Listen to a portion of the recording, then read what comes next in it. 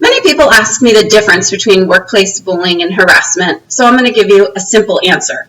The answer is that one is legal and one is not.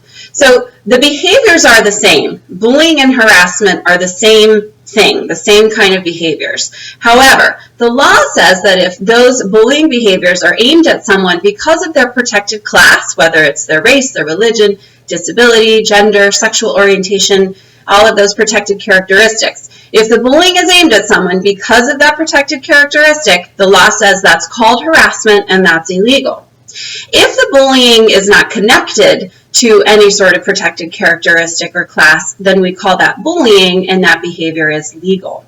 However, let me make this a little bit more complicated for you. I first became interested in really drilling down between the differences and similarities during the Martin Incognito case. If you remember, Incognito and Martin played on the Miami Dolphins, and Incognito was a junior player and Martin was the rookie. Incognito sent Martin over 3,000 text messages. They were bullying text messages. They were mean, they were aggressive, but they were general. They were not aimed at Martin because of any sort of protected characteristic. Over 3,000. However, a handful of those 3,000 text messages did have racial slurs and/or they made sexual comments about Martin's sister.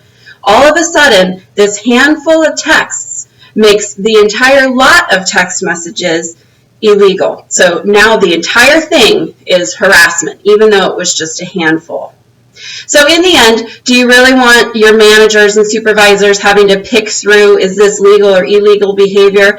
I doubt that.